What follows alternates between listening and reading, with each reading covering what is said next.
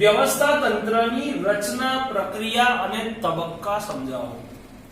ફરી એકવાર વ્યવસ્થા તંત્રની રચના, પ્રક્રિયા અને તબક્કા સમજાવો. અગાઉ પણ મેં વાત કરી હતી, આજે એ જ વાતને ફરી કહું છું કે ઓલવેઝ રચના, પ્રક્રિયા, તબક્કા એને ઓલવેઝ ક્રમમાં જ લખવા પડે. આગળ પાછળ ઉપર નીચે લખો તો ચાલે નહીં. ક્લિયર છે? ઓકે, તો એના માટે છે વ્યવસ્થા તંત્રની રચના, પ્રક્રિયા અને તબક્કા. એનું સૂત્ર છે હે કાકા 20 આવ્યા. બરાબર છે? આમ તો 20 નું કરવું હોય તો પણ થાય, બીજું નું વધારાનો થઈ જાય, એ કરવું હોય તો પણ થઈ શકે. હે કાકા 20 આવ્યા.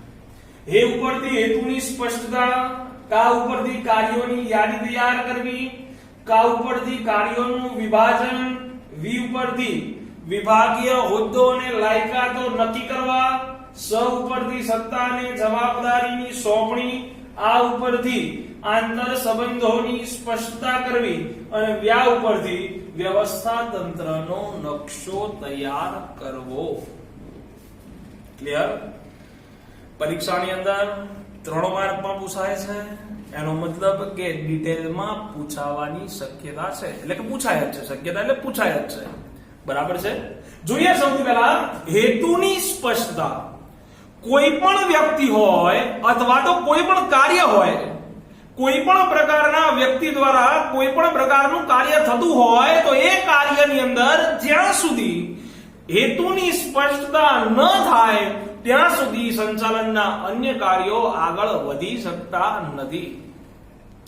જો સંચાલનના અન્ય કાર્યોને આગળ વધારવા હોય અને યોગ્ય પ્રકારે કાર્ય પૂર્ણ કરવું હોય તો સૌપ્રથમ મહત્વની બાબત છે કે હેતુની સ્પષ્ટતા થવી જરૂરી છે.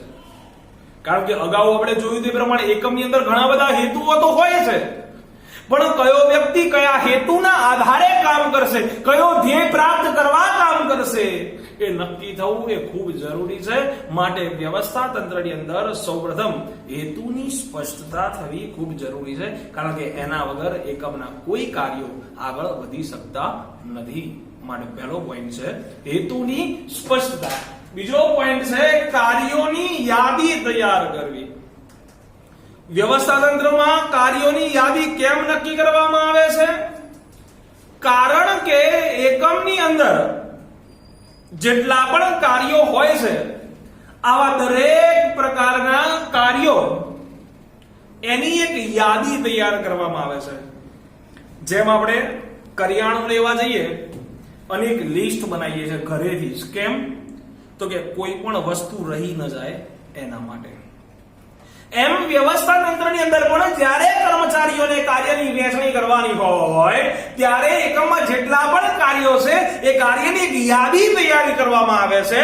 એટલા માટે કરવામાં આવે છે કે એકમનું કોઈ પણ પ્રકારનું કાર્ય રહી ન જાય અથવા તો કોઈ પણ પ્રકારનું કાર્ય બેવડાય નહીં. સાહેબ, બેવડાય નહીં એટલે કે ફરીથી ન થાય. હવે એ કાર્ય ફરીથી થાય તો એકમને તો ખર્ચ એની પાછળ થશે.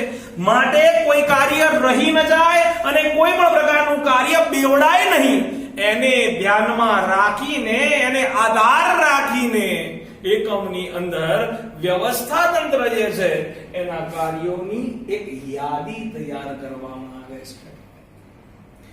કાર્યોની યાદી તૈયાર થયા બાદ કાર્યોનું વિભાજન કરવામાં આવે છે.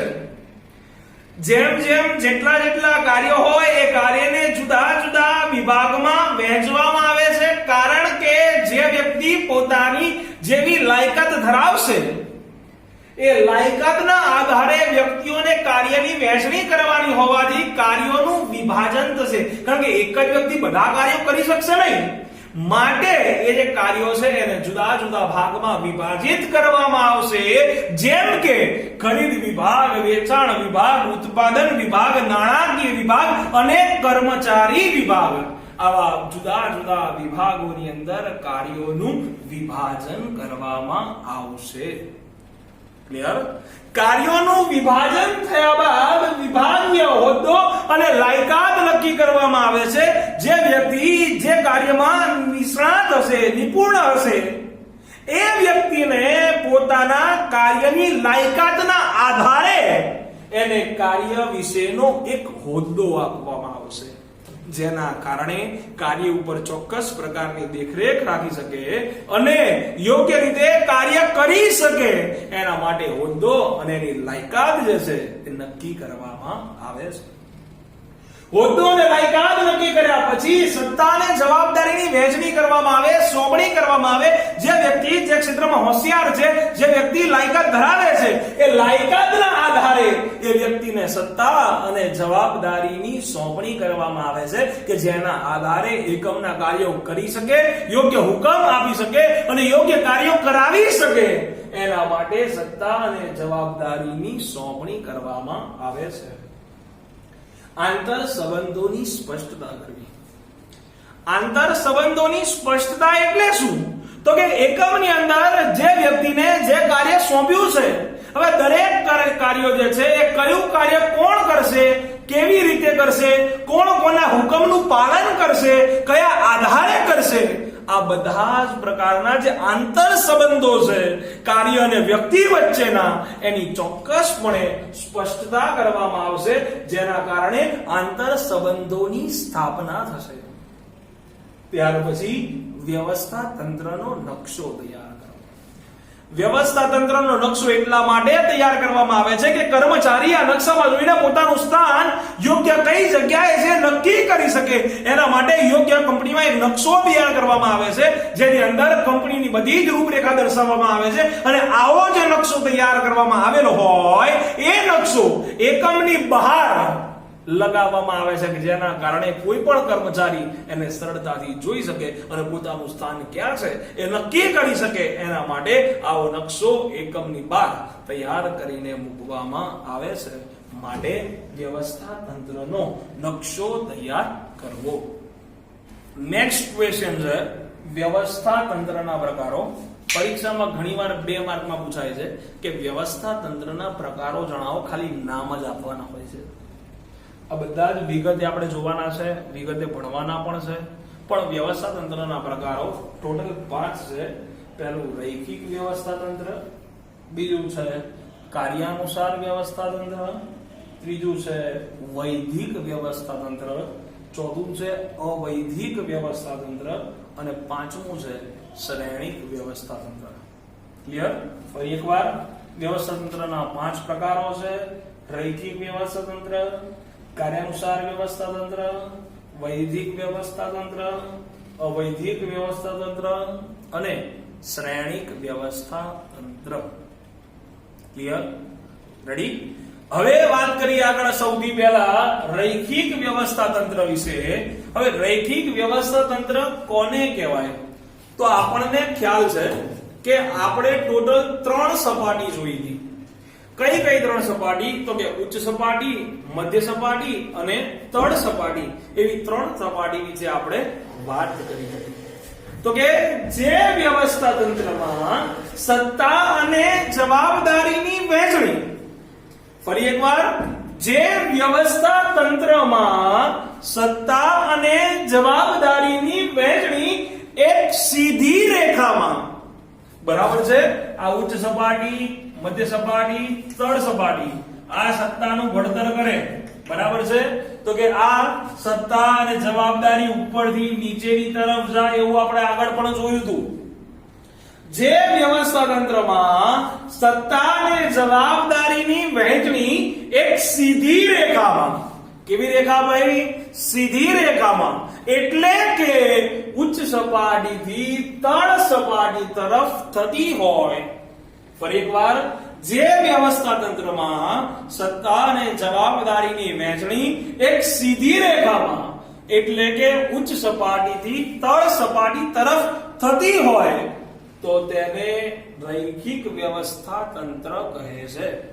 તો તેને રૈખિક વ્યવસ્થા તંત્ર કહે છે. તો બેટા ત્યાર પછી આવે છે રૈખિક વ્યવસ્થા તંત્રની રચના, એટલે કે આકૃતિ. બરાબર છે. સૌથી પહેલા મસ્ત રૂપાળી એની આકૃતિ દોરવાની છે અને આકૃતિ દોર્યા પછી એની સમજૂતી આપવાની છે. ધ્યાન રાખજો, આકૃતિ બહુ જ સરળ છે, બરાબર છે. ઓકે, ધ્યાન રાખો. અહીંયા સૌથી પહેલા એકમની અંદર કોઈ પણ પ્રકારનું કાર્ય નક્કી કરવા માટે એક સંચાલક મંડળ હોય. સંચાલક મંડળ પોતાના કાર્યની જવાબદારી જનરલ મેનેજરને સોંપે. જનરલ મેનેજર પોતાના કાર્યને 3 ભાગમાં વહેંચે, જેવા કે ઉત્પાદન વિભાગ, વેચાણ વિભાગ અને વહીવટી વિભાગ. ક્લિયર? કોને કોને? સૌથી પહેલા વસ્તુનું ઉત્પાદન કરવાનું, ઉત્પાદન થયા પછી વેચાણ કરવાનું, અને વેચાણ થયા પછી એનો વહીવટ કરવાનો, એટલે વહીવટી વિભાગ. ધ્યાન રાખજો બેટા, આકૃતિ બહુ જ સરળ છે, ખાલી ધ્યાન રાખવાનું છે. ફરી એકવાર, સૌથી પહેલા કોણ? સંચાલક મંડળ, ત્યાર પછી જનરલ મેનેજર. જનરલ મેનેજર પોતાના કાર્યને 3 ભાગમાં વહેંચે. કયા કયા? તો કે ઉત્પાદન વિભાગ, વેચાણ વિભાગ અને વહીવટી વિભાગ. 3 આપણે. હવે સાંભળજો, આ દરેક વિભાગ માટે જુદા જુદા અધિકારીઓની નિમણૂક કરવામાં આવે. દરેક વિભાગ માટે જુદા જુદા અધિકારીઓની નિમણૂક કરવામાં આવે. 2 અધિકારીઓ બધા માટે છે, ધ્યાન રાખજો. એક અધિકારી ધ્યાન રાખજો, સરળતાથી યાદ લખાઈ દઉં. જે નામ છે એ નામના જ અધિકારી છે. જે નામ છે એ નામના જ અધિકારી છે. મીન્સ ઉત્પાદન અધિકારી, વેચાણ અધિકારી અને વહીવટી અધિકારી. હવે સાંભળજો, ઉત્પાદન કર્યું હોય, પણ ઉત્પાદન ક્યારે થાય? તો કે શું કરવું પડે? એના માટે કાચા માલની ખરીદી કરવી પડે, માટે ખરીદ અધિકારી. વેચાણ કરવા માટે જાહેરાત આપવી પડે, એટલે કે વિજ્ઞાપન અધિકારી. વહીવટ ક્યારે થાય? જ્યારે હિસાબ થયો હોય ત્યારે, માટે હિસાબી અધિકારી. સાહેબ ફરીથી કોને? ફરી એકવાર. સંચાલક મંડળ, જનરલ મેનેજર, ઉત્પાદન વિભાગ, વેચાણ વિભાગ અને ત્રીજો કયો? વહીવટી વિભાગ. 3ના અધિકારી તો ફિક્સ જ. ઉત્પાદન અધિકારી, વેચાણ અધિકારી અને વહીવટી અધિકારી. ઉત્પાદન અધિકારી ઉત્પાદન ક્યારે થાય? જ્યારે માલનો ખરીદી કરી હોય ત્યારે, એટલે કે ખરીદ અધિકારી. વેચાણ ક્યારે થાય? જાહેરાત કરી હોય ત્યારે, એટલે કે વિજ્ઞાપન અધિકારી. વહીવટ ક્યારે થાય? જ્યારે તમે હિસાબ કર્યો હોય ત્યારે, માટે હિસાબી અધિકારી. જોઈ લો. ક્લિયર? હવે સાંભળજો, ઉત્પાદન અધિકારી પોતાના કાર્યની વહેંચણી સુપરવાઇઝરને કરે છે. સુપરવાઇઝર કામચોર છે, એ પોતાના કાર્યની જવાબદારી ફોરમેનને સોંપે છે. ફોરમેન પણ કામચોર છે, એ પોતાનું કાર્ય કામદારને સોંપે છે. એટલે કે ઉત્પાદન અધિકારી પોતાના કાર્યની વહેંચણી સુપરવાઇઝરને કરશે, સુપરવાઇઝર ફોરમેનને કરશે અને ફોરમેન કામદારને કરશે. ક્લિયર? ખરીદ અધિકારી કેટલું આવ્યું, કેટલું ગયું, પૈસાની આપ લે કરવાની હોય, એટલે બધો વહીવટ કોણ રાખે? તો કે કારકુન. કારકુન એટલે કોણ? તો કે ક્લાર્ક. કારણ કે એની જોડે હિસાબી અધિકારી વહીવટ એની જોડે જાણ કેટલા પૈસા આપવાના, કેટલા પૈસા ખરીદી એની જોડે પૂછો, ભાઈ કેટલી ખરીદી કરી, ફટ દઈને કેટલા રૂપિયાની ખરીદી કરી. ક્લિયર? વેચાણ કરવા કોણ જાય? ખબર જ છે કે ભાઈ આપણા ઘરે સેલ્સમેન આવે છે, તો વેચાણ કરવા કોણ જાય? સેલ્સમેન. જાહેરાત કોણ કરે? તો કે જે કર્મચારી કંપનીએ નિમ્યો હોય એ, એટલે કે કર્મચારી. વહીવટ કોણ કરે? કારકુન. હિસાબ કોણ રાખે? કારકુન. ક્લિયર? ખ્યાલ આવે છે? ફરી એકવાર, સંચાલક મંડળ, જનરલ મેનેજર, ઉત્પાદન વિભાગ, વેચાણ વિભાગ, વહીવટી વિભાગ. બરાબર છે? ઉત્પાદન અધિકારી, ખરીદ અધિકારી. વેચાણ માટે વેચાણ અધિકારી, વિજ્ઞાપન અધિકારી. એના પછી વહીવટ માટે વહીવટી અધિકારી અને હિસાબી અધિકારી. હવે ઉત્પાદન વિભાગની અંદર ઉત્પાદન અધિકારી શું કરે? કામચોર છે, કાર્યની વહેંચણી કરે. કોને કોને? કોને કોને? સુપરવાઇઝર, ફોરમેન અને કામદાર. ઓકે? ખરીદ અધિકારી કોને સોંપે? કારકુન. વેચાણ કોણ કરવા જાય? સેલ્સમેન. વિજ્ઞાપન કોણ કરે? એટલે જાહેરાત કોણ કરે? કર્મચારી. વહીવટ કોણ કરે? કારકુન. હિસાબ કોણ રાખે? કારકુન. આને કહેવાય રૈખિક વ્યવસ્થા તંત્રની આકૃતિ. હવે તમારે લખવાની છે રચના. રૈખિક વ્યવસ્થા તંત્રમાં કાર્યોને જુદા જુદા ભાગમાં વહેંચવામાં આવે છે. રૈખિક વ્યવસ્થા તંત્રમાં કાર્યોને જુદા જુદા વિભાગમાં વહેંચવામાં આવે છે, તેથી તેને વિભાગીય વ્યવસ્થા તંત્ર તરીકે પણ ઓળખવામાં આવે છે. રૈખિક વ્યવસ્થા તંત્રમાં સર્વોચ્ચ સત્તા સંચાલક મંડળ પાસે હોય છે. સંચાલક મંડળ પોતાની જવાબદારી જનરલ મેનેજરને સોંપે છે.